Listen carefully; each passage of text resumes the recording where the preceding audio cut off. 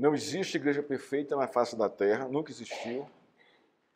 Mas existe aquela igreja onde os irmãos perseveram na fé, perseveram na santidade.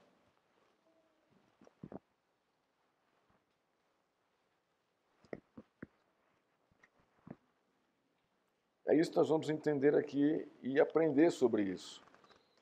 A vida da igreja, ou a vida da igreja, é uma luta diária de perseverança, de submissão, de obediência à palavra do Senhor, de acertos, de erros, de quedas, de levantes, de vitória e de derrota. Isso faz parte da nossa caminhada cristã. Não somos, ou a nossa igreja não é diferente dessas igrejas que caminharam na história. Tessalonicenses é uma delas, onde nós percebemos isso aqui. Vamos ler do verso 5 até o verso 10.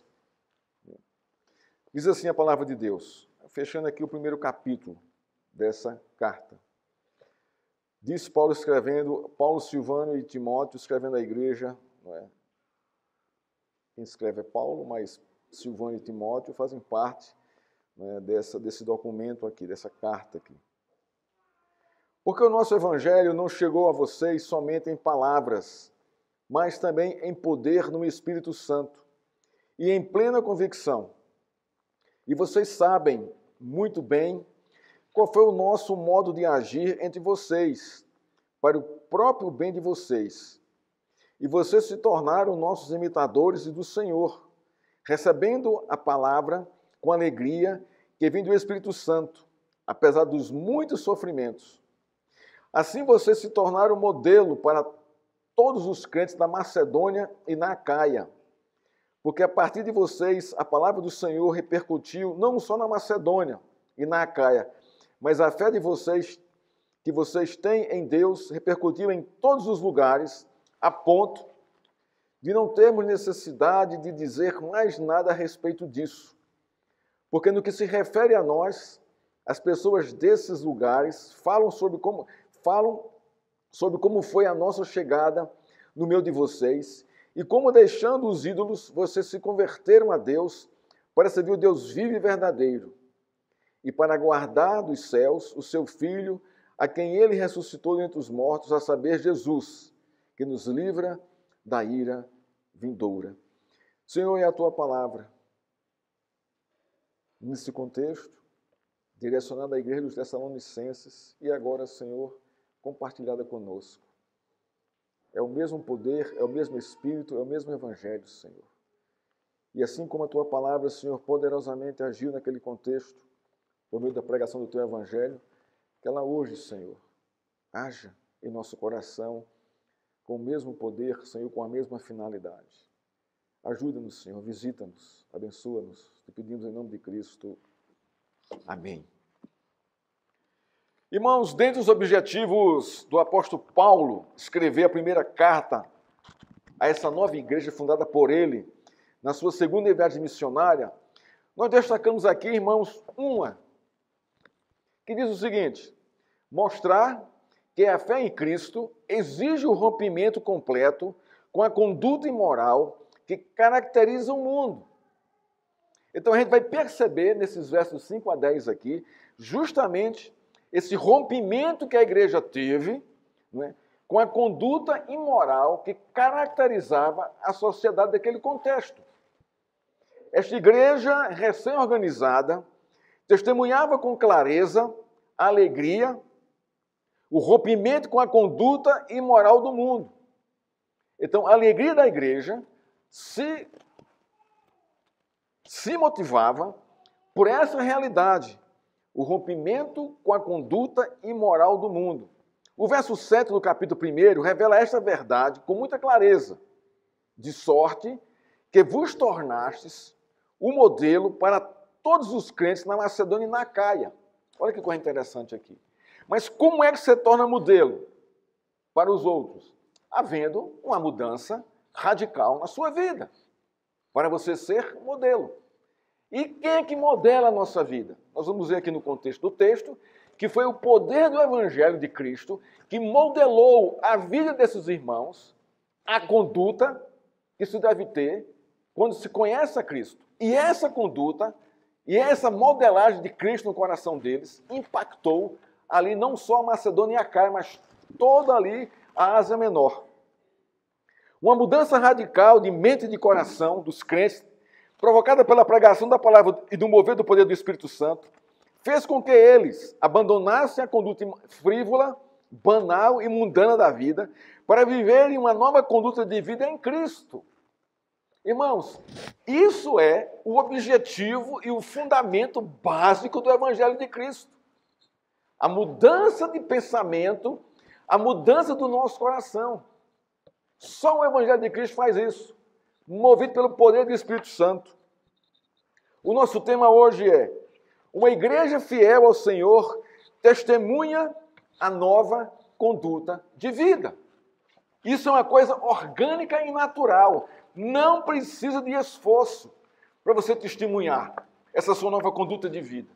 Porque ela nasce no mover do Espírito Santo e na alegria, no gozo do Senhor, provocado pelo conhecimento do Evangelho. É uma coisa orgânica. Uma coisa orgânica. Muitos em nossos dias têm lutado a todo custo por uma mudança de vida.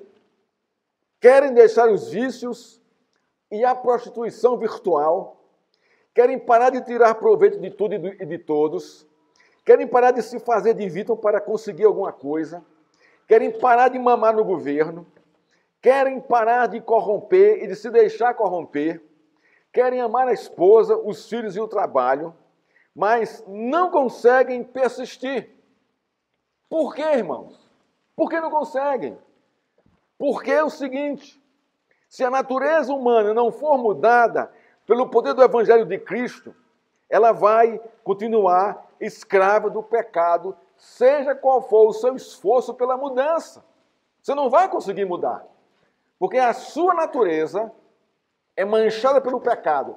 E só o poder do Evangelho de Cristo pode limpar essa natureza e lhe dar uma nova natureza em Cristo, para você realmente, viver uma nova vida.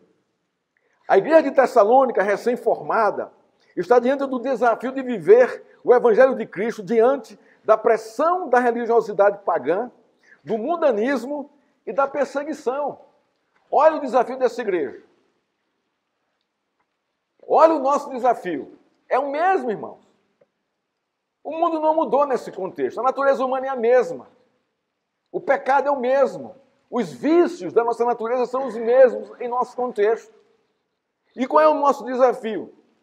É viver uma nova conduta de vida trazida pelo Evangelho diante da pressão da religiosidade pagã, das ideologias que estão aí fora, do mundanismo e da perseguição à nossa vida. É nesse contexto que essa igreja revela que o poder do Evangelho trouxe uma mudança radical de vida na vida dos crentes. A pregação do Evangelho, movido pelo poder do Espírito Santo, fez uma mudança profunda na mente e no coração dos crentes de Tessalônica. Isso é tremendo, irmãos. Só o poder do Evangelho faz isso. Só Cristo faz isso. Não existe outra. Não existe outro método. Não existe outra maneira de se mudar. Você pode trocar de roupa. Você pode mudar seu cabelo. Você pode mudar, fazer uma plástica na sua face. Mas a natureza humana, irmãos, continua a mesma se Cristo não mudá-la.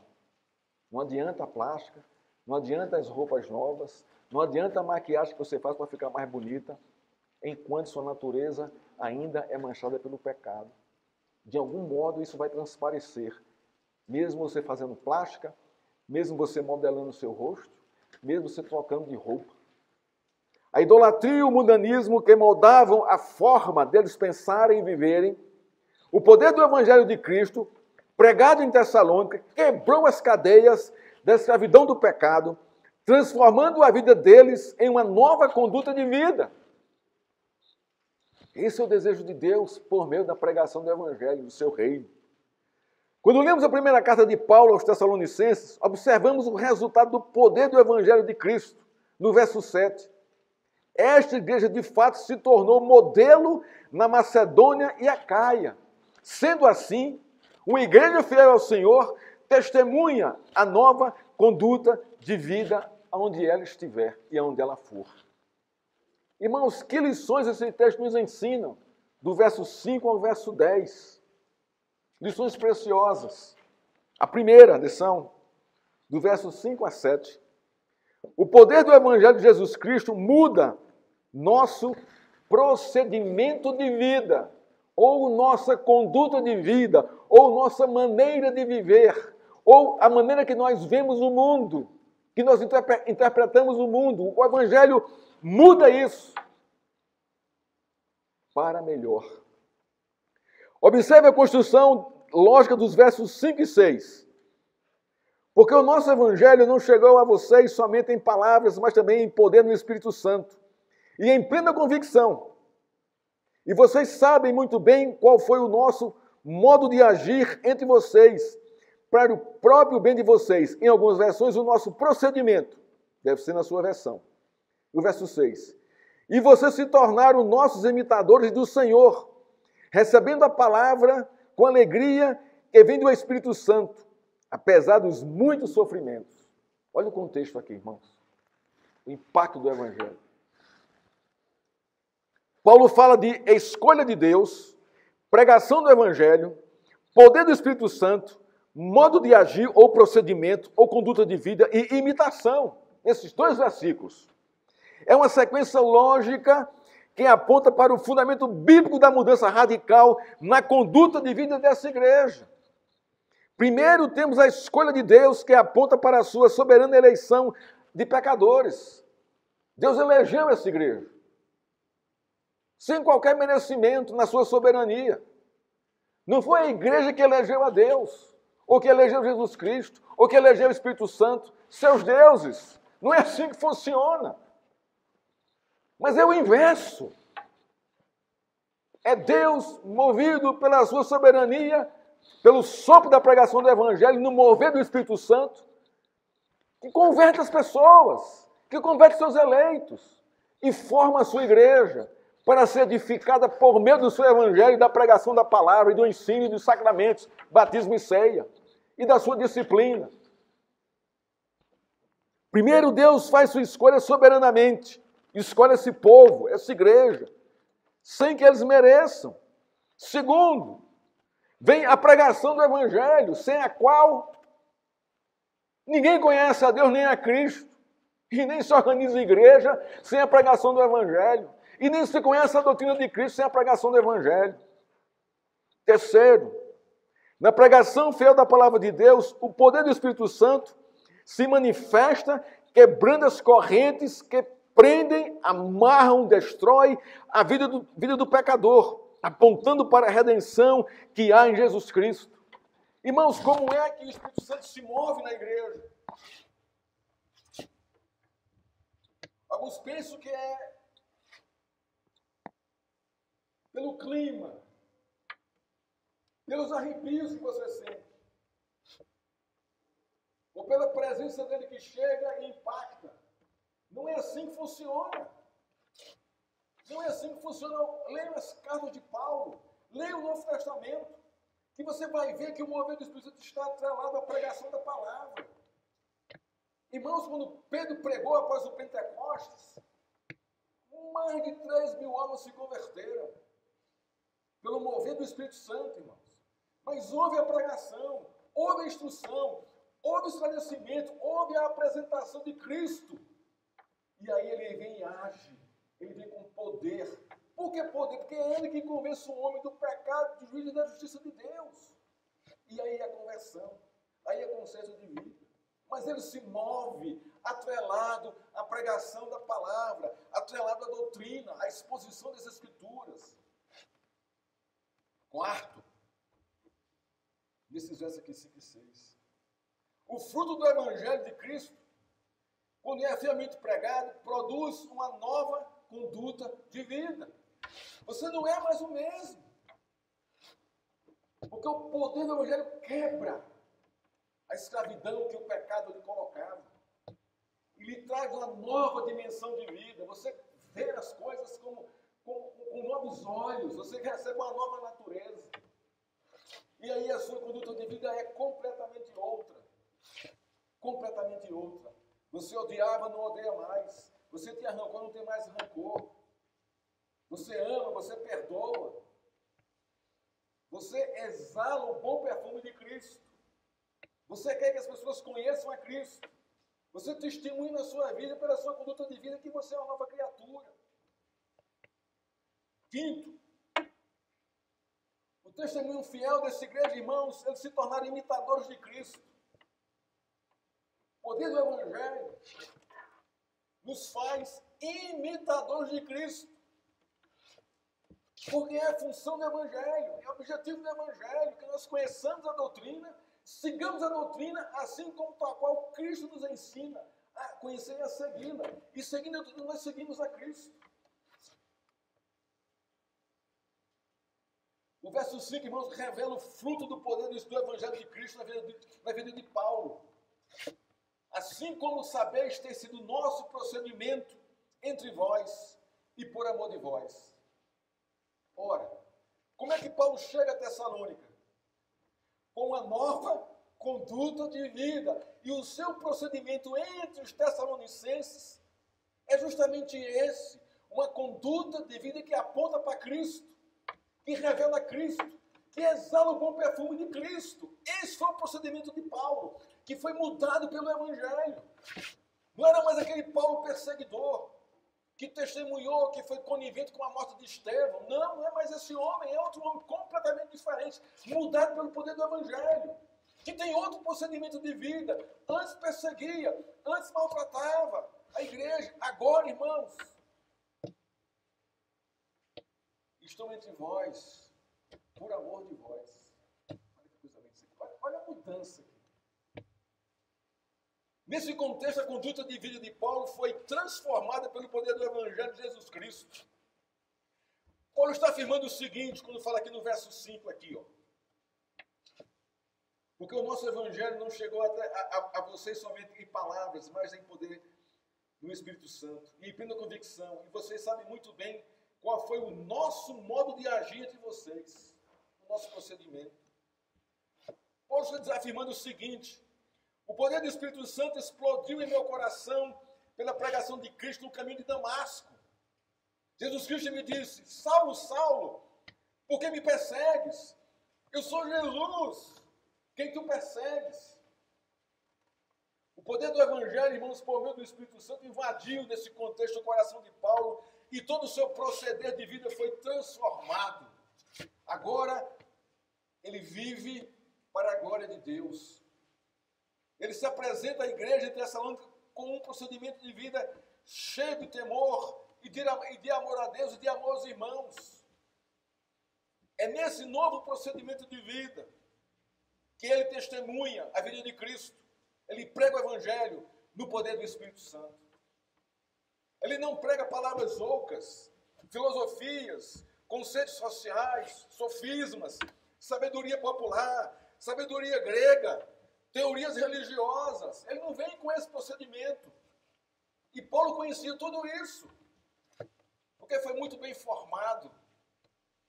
Ele prega o Evangelho puro e simples de Cristo. Ele prega o poder de Deus para salvar o homem da condenação eterna e fazê-lo andar em um novo procedimento de vida. É isso que ele faz com o povo lá de Tessalônica. Observe a expressão no verso 5, ele falando, em plena convicção. O que isso significa? Quando Paulo pregava, irmãos, ele tinha a convicção de que Deus falava por meio da sua pregação. Ele tinha esse entendimento, ele sabia disso. Para a igreja, o próprio Deus estava ali falando para eles, na pregação de Paulo. Olha o que o verso 12, o verso 13 do capítulo 2 nos diz.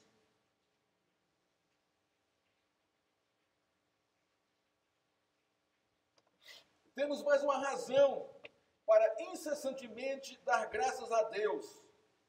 Isso que Paulo falando da igreja, dos irmãos. É que ao receberem a palavra que de nós ouviram, que é de Deus, vocês a acolheram não como palavra humana, e sim como em verdade a palavra de Deus, a qual está atuando eficazmente em vocês, os que creem. Olha como é que a igreja recebe a palavra de Paulo. Esse homem prega a palavra de Deus, esse homem fala, Deus fala pela boca dele. Esse é o evangelho, irmãos, do poder do Espírito Santo, que mudou a vida de Paulo. Mas nós perguntamos ao texto, irmãos, qual foi a mudança de procedimento que o poder do evangelho promoveu na vida dos membros desta igreja? Vimos que a ação desse evangelho na vida de Paulo, mas na vida da igreja. Observe com atenção o verso 6 e 7. Nestes versos, existem duas palavras preciosas que identificam a nova conduta de vida desses irmãos. E vocês se tornaram nossos imitadores. E do Senhor, recebendo a palavra com alegria que vem do Espírito Santo, para pregação Espírito Santo, doutrina Espírito Santo, palavra Espírito Santo, escritura Espírito Santo. Casamento aqui, fiel, inseparável. Apesar dos muitos sofrimentos, olha o verso 7. E assim vocês se tornaram modelo para todos os crentes na Macedônia e na Caia. Duas palavras-chave no verso 6 e no verso 7. A palavra-chave do verso 6 é imitadores. Temos aqui, irmãos, o caráter genuíno da conversão desta igreja. Eles haviam se tornado imitadores, não meros teóricos do cristianismo.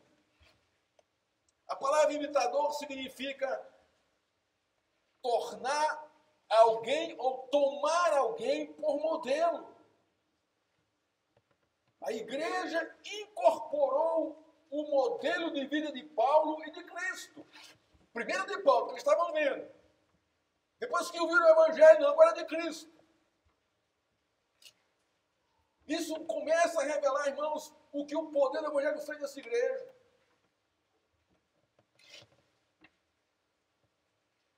Imitadores nossos e do Senhor Jesus Cristo. Eles entenderam a lógica correta. Paulo e Cristo. Paulo prega sobre Cristo. Se imitarmos a Paulo, imitamos a Cristo. Simples assim. Tal qual era a identidade de Paulo e de Cristo, irmãos, ao pregar o evangelho e ao viver em seu procedimento de vida. Isso é tremendo, irmão. Isso é o poder do evangelho. A devoção de Paulo segundo Timóteo, a disposição de sofrer por causa de Cristo, era observada pela igreja de Tessalônica. Eles pregavam a Cristo de modo claro e real em suas vidas. A igreja estava enfrentando pressões, tribulações e provações. Mas mesmo assim, receberam com alegria a palavra de Deus e nisto mostraram ser imitadores de Paulo e de Jesus Cristo. Imitadores. É a palavra-chave no verso 6. Agora a palavra-chave no verso 7.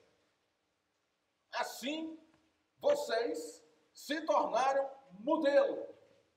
Olha,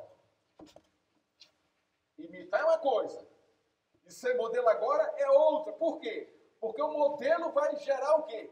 Alguém que imite. Então, eles agora são alvos para serem imitados, tornando-se modelo. Hendrickson comenta no verso 7. Quem não é imitador não pode ser modelo. Isso é verdade, irmão. É verdade. Quem não é imitador de Cristo não pode ser modelo. Em modo algum. É justamente isso que o verso 7 está dizendo. A palavra usada por modelo significa marca feita sob medida, ou prensada por força, ou a ferro e fogo. Modelo é um molde. Você se torna um molde. Mas para ser esse molde, você tem que ser modelado a fogo, ou a ferro, ou a pressão. E a igreja de Tessalônica, os crentes se tornaram modelo. Isso é, eles tomaram a forma do modelo de Cristo. Foram prensados pelo poder do Evangelho. É isso que está acontecendo aqui. Sendo assim, o poder do Evangelho pregado por Paulo foi tão poderoso na vida dos crentes da igreja de Tessalônica que mudou a igreja à forma de Cristo. Irmãos, qual é o objetivo do Evangelho de Jesus Cristo? Se não nos moldarmos a Ele. Senão nós não estamos entendendo nada do que é o Evangelho. A boa nova é justamente essa. É moldar o nosso caráter. É moldar a nossa vida. A vida e ao caráter de Cristo. Cristo é o modelo. E nós vamos ser prensados por esse Evangelho. Para nos tornarmos modelo. Não só imitadores. Porque imitar ainda é uma coisa primária. Primária. Para os crentes que começam a conhecer e andar na fé. Mas vai chegar um momento, irmão, na nossa vida pessoal e cristã, que nós devemos ser modelos. Tornar outros nossos imitadores. Isso está acontecendo aqui. De imitadores, agora modelo. A igreja de imitadora passou a ser modelo para a Macedônia e para a Acaia. Porém, sem abandonar a imitação de Cristo. Não podemos perder isso de vista. Mesmo sendo moldado por Cristo, não podemos parar de imitá-lo.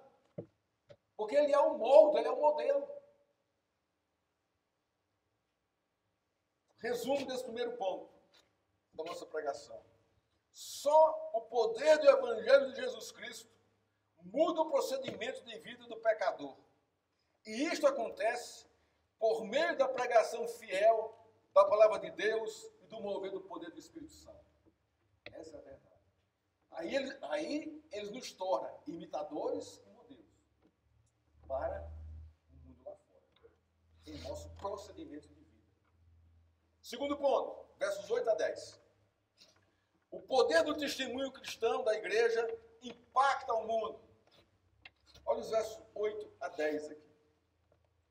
Paulo continua aqui escrevendo a carta e falando. Porque a partir de vocês, a palavra do Senhor repercutiu não só na Macedônia e na Acaia, mas a fé que vocês têm em Deus repercutiu em todos os lugares, a ponto de não termos necessidade de dizer mais nada a respeito disso. Por quê? Foram imitadores e são modelo. De quê? Do Evangelho de Cristo. De que modo? O modo de Cristo. Olha o verso 9. Porque no que se refere a nós, as pessoas desses lugares falam sobre como foi a nossa chegada no meio de vocês. E como deixando os ídolos, olha só, a repercussão ali. Vocês se converteram a Deus para servir o Deus vivo e verdadeiro. E para guardar dos céus o seu Filho, a quem ele ressuscitou dentre os mortos, a saber, Jesus, que nos livra da ira vindoura. Olha a consequência aqui, orgânica, do imitador e do modelo de Cristo. A expansão do testemunho cristão impactando não só a Acaia e a Macedônia, mas todos os lugares. Observe como Paulo inicia o verso 8. De vós repercutiu a palavra do Senhor. De imitação a modelo para toda a província da Macedônia, Acaia e outras regiões. A extensão da repercussão foi enorme. O testemunho do modelo dessa igreja, desses crentes. Na Macedônia temos as cidades de Tessalônica, Bereia e Filipe. Na Acaia, cidades de Atenas e Corinto. E nas outras regiões, provavelmente Palestina, Síria e Ásia Menor. Irmãos, olhem a dimensão aonde chegou esse avivamento nessa igreja. É algo extraordinário, irmãos. A gente não pode reduzir esse contexto, esses fatos, apenas à igreja de Tessalônica. Isso pode acontecer em qualquer igreja de Cristo. Basta que levemos a sério a pregação do Evangelho, como se ouvindo a própria voz de Deus. E nós, ao ouvir a voz de Deus, abandonemos nossos pecados. Para que haja o mover do Espírito Santo em nosso coração, irmãos. Isso é tremendo.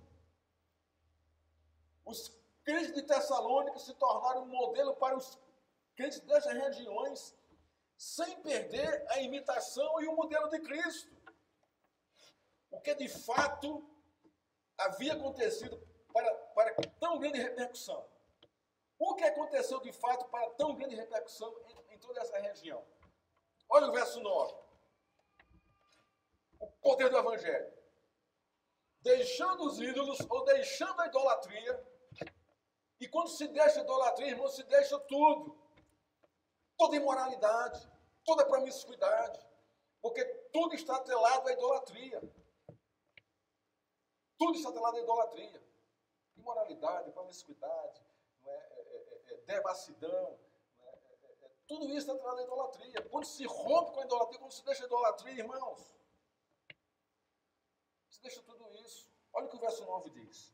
Deixando os ídolos do coração, dinheiro, sexo, fama, lazer, jogos, um monte de coisa. Vos convertestes, mas com que propósito? Para servir o Deus vivo e verdadeiro. Não é para servir a qualquer Deus, ou qualquer coisa que se intitula de Deus, mas o Deus vivo e verdadeiro, presente, ativo, atuante, vivo. Irmãos, Deus está vivo em nosso meio, não está morto. Ressuscitou ao terceiro dia. A tumba está vazia. Ele não está aqui, ressuscitou, foi a mensagem do anjo. Quem vocês procuram aqui no túmulo? Jesus? Como é que pode? Ele pregou durante os evangelhos o tempo todo que ao terceiro dia ressuscitaria. Como é que vocês procuraram aqui na tumba? Logicamente que ele não está aqui, ele ressuscitou. Não era uma mensagem nova para o anjo. Porque o anjo sabia. Foi nova porque os discípulos esqueceram do que Jesus falou. Mas o fato é que ele é um Deus vivo. E ele é verdadeiro, porque o que ele falou se cumpriu. Que se cumpre até hoje. Então, quando essa igreja abandonou os ídolos, irmãos, ela foi conduzida pelo poder do Evangelho do Espírito Santo a adorar ao Senhor, que é vivo e que é verdadeiro. O que houve em nossa vida, irmãos? Não foi a mesma coisa? Claro que foi. A idolatria nos consumia. Quando eu falo idolatria, não é se prostrar diante de uma imagem de um ídolo, não, irmãos. Idolatria é muito mais que isso. A idolatria, irmãos, ela é entronizada em nosso coração, tendo imagem ou não. Porque nós criamos as imagens subjetivas, como nós vimos aqui hoje no Catecismo Maior, na pergunta 109. Idolatria é muito profunda, irmãos. Nós criamos nossos deuses, nossos deusinhos, nossos totens, nossas imagens, que geram prazer em nossa vida.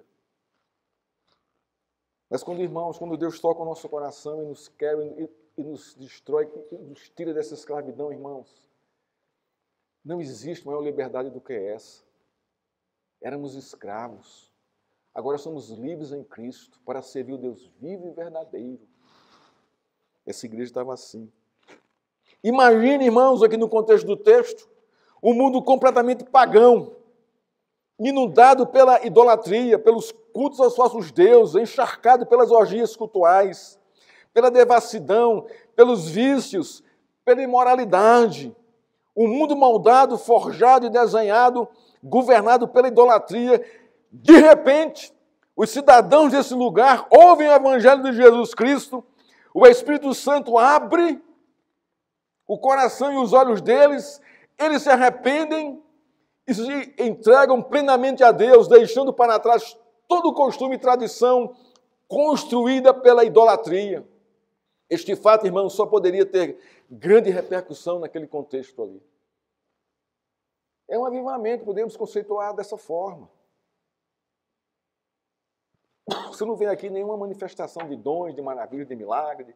Você não vê nada disso. Você vê aqui o povo arrependido, convertido ao Senhor, e servindo ao Senhor, e tem uma ideia, é o Deus vivo e verdadeiro. É Ele que merece ser adorado. E isso sob grande perseguição. Porque Paulo correu de lá por causa da perseguição. E a gente sabe muito que a perseguição, ela não tem indivíduos. Ela persegue a Cristo.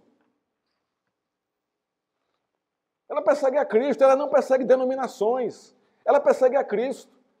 Isso é, perseguem todos aqueles que o adoram e o servem. Está aqui a igreja de Tessalônica sob essa batuta do governo romano. Perseguição. Mas nem por isso se calaram. Se tornaram modelo. A questão não foi só abandonar os ídolos. A questão não foi trocar de religião, de denominação, de doutrina e de liturgia. Isso não traria tanto impacto. O fato que provocou a repercussão na Ásia Menor foi o poder do Evangelho de Cristo por meio da pregação de Paulo na vida desta igreja. Esta igreja se arrependeu genuinamente e discerniu quem é Jesus Cristo. Ele é o Deus vivo e verdadeiro, que deve ser adorado, servido pela igreja. Só Ele, mais ninguém, mais nada. Paulo diz assim, na carta aqui nesse contexto, não temos necessidade de acrescentar coisa alguma ao que vocês estão pregando e testemunhando. Uma igreja fundada em 15 dias, irmãos. Olha o que é o poder do Evangelho. O testemunho de vocês é incontestável. A proclamação do Evangelho por meio da vida de vocês é assombroso. Só quem é marcado pelo poder do Espírito Santo, pela pregação do Evangelho, pode ser exemplo e modelo de Cristo para o mundo. Irmão, você está vendo a dimensão do Evangelho na nossa vida? Isso aqui impacta a minha vida, irmãos, porque eu observo assim, eu começo a fazer uma avaliação, como tem sido o meu testemunho? E olha, não tem causado impacto algum. Não tem. Eu confesso que eu careço da visitação de Deus em minha vida, do poder do Espírito Santo, para que a minha vida, irmãos, impacte e que eu seja modelo para outros. Isso me deixa profundamente triste, pesaroso. Mas há esperança, irmãos. E essa é a minha esperança, é o arrependimento e a minha necessidade de Cristo para avivar a minha vida. O resumo desse ponto, irmãos, é o poder do Evangelho de Cristo testemunhado fielmente pela Igreja do Senhor é a única coisa que impacta o mundo para uma mudança radical. Não há outra coisa. Não espere outra coisa, que não vai acontecer. Não espere nada de governo, de ideologias. Isso não muda nada. Isso só piora, só afunda. Vocês estão lembrados das 10 pragas no Egito? Quando o faraó chamou os seus encantadores, os seus feiticeiros para parar as pragas, e o que aconteceu? Eles só intensificaram ainda mais as pragas. Eles não pararam nenhuma.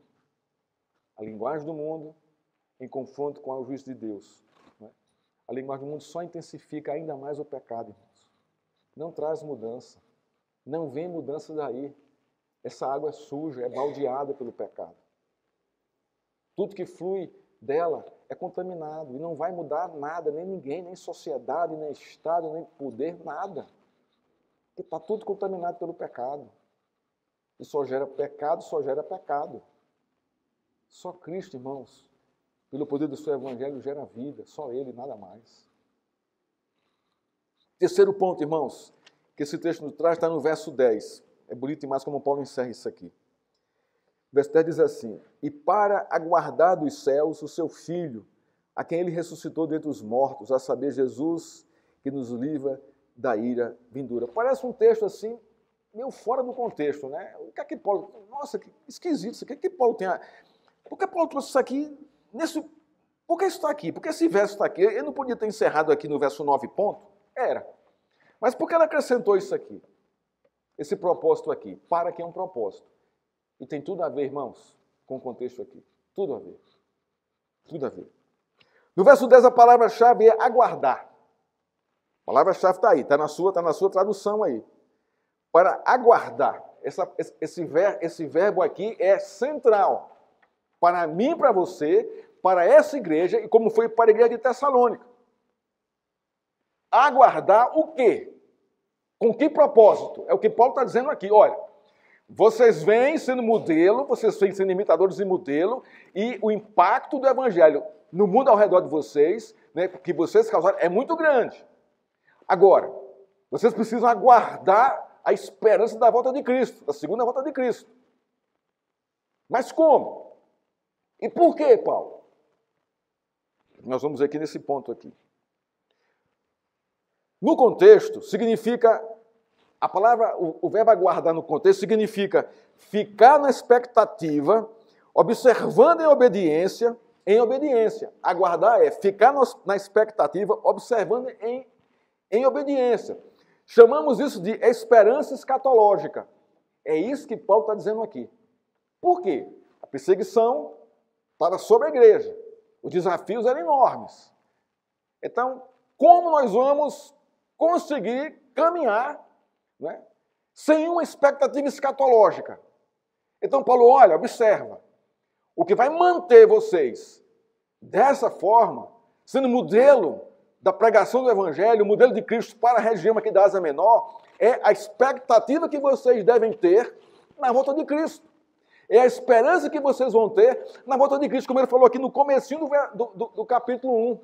A operosidade da fé, a abnegação do amor e a esperança. Firmeza na esperança em nosso Senhor Jesus Cristo. Esperança escatológica. Irmãos, se a gente não tem esperança escatológica, nós vamos ser engolidos pelo caos que está aos nossos olhos. Eu creio que Deus vai voltar e vai julgar todas as coisas. Isso me traz o quê? Esperança de continuar vivendo como Cristo me chamou a viver. Aguardando. De que forma?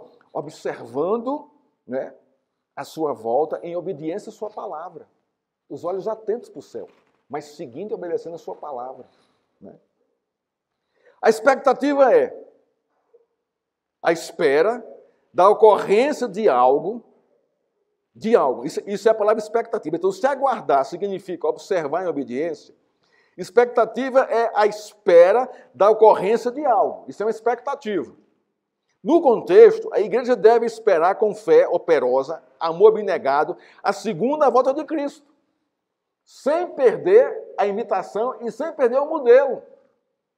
No caso do verso 10, é aguardar a volta de Cristo, observando as suas promessas na história, obedecendo a seu chamado e a sua vocação. Se nós perdermos isso aqui, nós vamos deixar de ser igreja.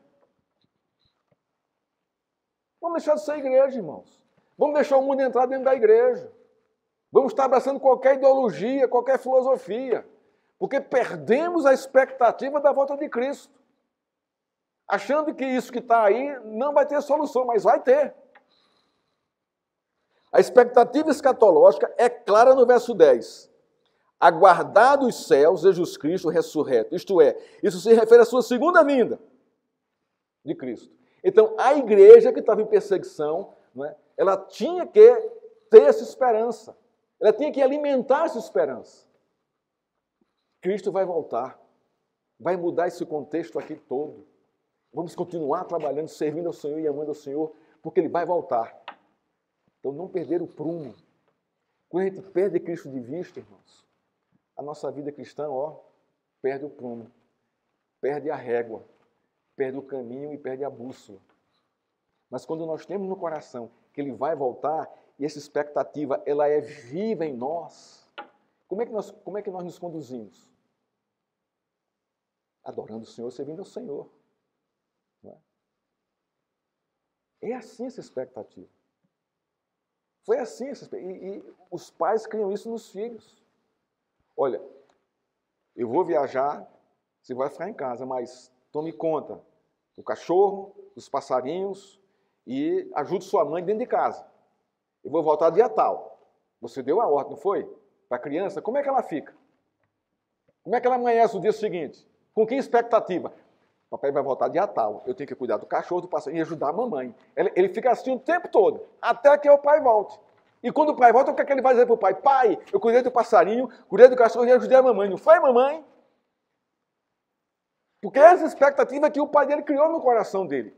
Uma expectativa sadia. Então, da mesma forma, Cristo cria em nosso coração essa expectativa. Para que nós não o percamos de vista. E quando ele voltar, ele perguntar, e aí, Marcelo, como é que foi lá? Não, senhor, eu pastoreei tua igreja. Eu sabia que o senhor ia voltar para buscar a tua igreja. E o senhor me colocou lá no Jardim Canadá para pastorear. Então, eu pastoreei lá a igreja. Ah, muito bom. Cristo vai perguntar a mesma coisa para você. Ele deixou você com um serviço para você fazer. Testemunhe o seu nome, pregue sua palavra, viva ao modo de Cristo. Como é que você viveu, Áurea? E aí, pastor, o Senhor Jesus, olha, eu vi tua palavra, eu lutei para viver, para conhecer tua palavra, para seguir tua palavra. Senhor, foi uma luta, né? Eu lutei contra o mundo. É isso. Então você entrega o seu relatório, você cumpriu. A gente não vive sem isso, a igreja não vive sem essa expectativa escatológica. Senão ela perde o prumo. Você vive o cristianismo de qualquer jeito, de qualquer modo. Por isso que entrou a teologia liberal. Cristo voltar? Vai nada. Está demorando demais. Isso só vai em 1 Pedro. Irmãos, não é assim que funciona. Por que Paulo deixou isso aqui? A igreja estava sendo perseguida, mas estava fazendo o seu trabalho. Para que a igreja não perdesse, né,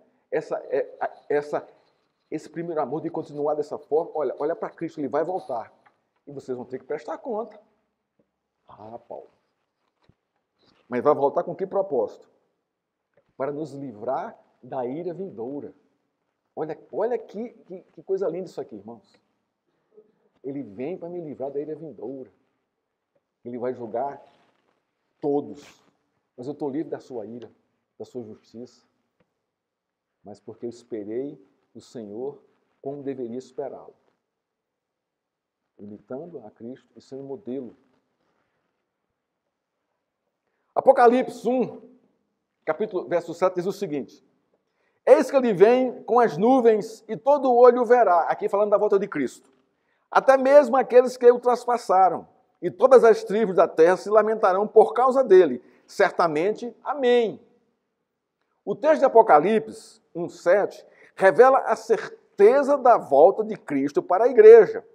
Eis que ele certamente vem, amém. Ele vem. E aqui é um amém, o amém aqui é de Deus. Está no texto aqui de Apocalipse 1, capítulo 1, verso 7.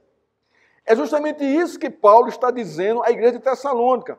Não haverá engano e nem incerteza. Jesus Cristo ressuscitado voltará para buscar a sua igreja e julgar todas as coisas e livrar vocês da ira vindoura. Portanto, vivam conforme a conduta de vida que ele deixou para que vocês vivessem. Observe o procedimento de vida que vocês têm como novo nascimento, com a sua conversão.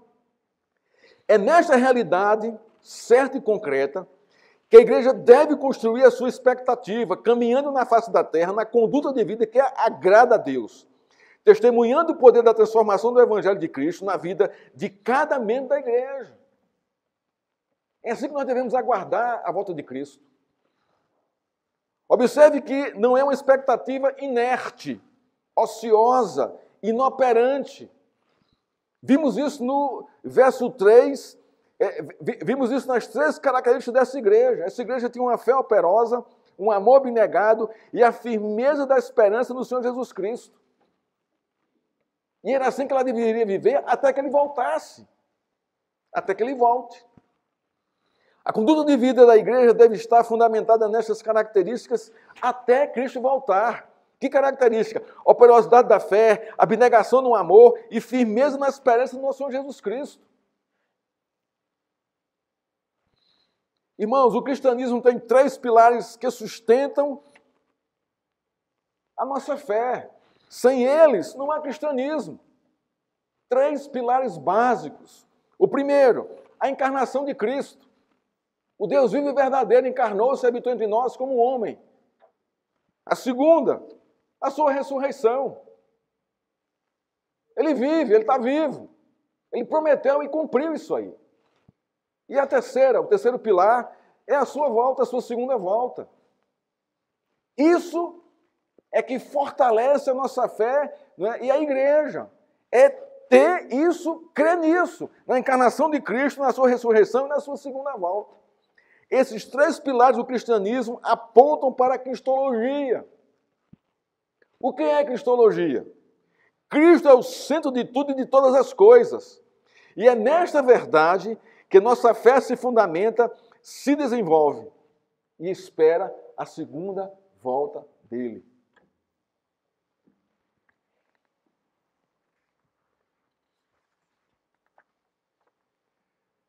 Concluindo, irmãos, a nossa exposição de hoje.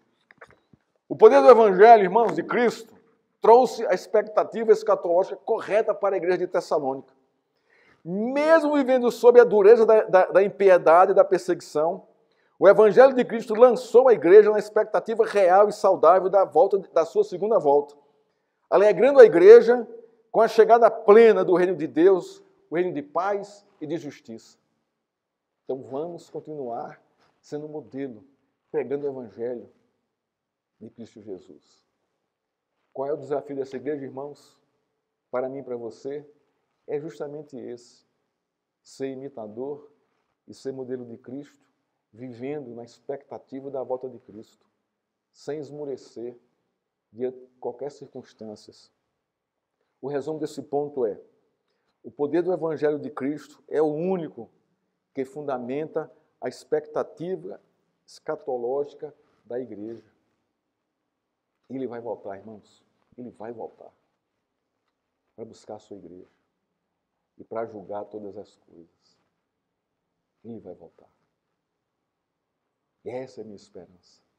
Quando eu olho o mundo aí fora e vejo o caos que está aí fora, a mudança dos paradigmas, né? Dos conceitos, tudo ruindo, né? Tudo sendo destruído pelo pecado, pelo poder do pecado, pelo poder do anticristo aí fora. Está muito claro as coisas. E o que é que alimenta a minha fé? É a expectativa da volta dele. Para que eu não me entregue a isso, não aceite isso e continue firme com o Senhor Jesus, crendo e testemunhando o seu Evangelho. Hoje, nós vimos aqui 3 desafios para a igreja de Tessalônica.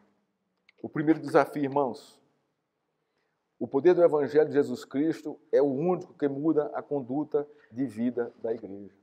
Olha o desafio aqui. Crê nesse Evangelho, sem esmorecer. O segundo desafio: o poder do Evangelho de Cristo, testemunhado fielmente pela igreja, é o único que pode transformar o mundo. Deus amou o mundo de tal maneira que deu seu Filho, para que todo aquele que nele crê não morra, não pereça, mas tenha vida eterna. Mas aonde? Em Cristo, no seu Evangelho. Irmãos, não há mudança fora da Escritura, fora do Evangelho de Cristo. Não há mudança fora de Cristo. Não existe isso na história humana. Não existe. Só Cristo pode fazer isso. Mudar o coração do homem. E o terceiro: o poder do Evangelho de Cristo é o único que fundamenta a expectativa escatológica saudável para a igreja. Ele vai voltar, conforme a sua palavra, conforme a sua doutrina, conforme a sua promessa. Que Deus, irmão, nos abençoe e nos fortaleça e nos alegre. Que possamos dizer ao Senhor: Senhor, ajuda-nos a sermos modelo do Senhor. Ajuda-nos, Senhor, a esperar o Senhor com alegria e com gozo, te servindo ao Deus vivo e verdadeiro. Que Deus, irmão, nos abençoe e nos fortaleça. Vamos ficar de pé?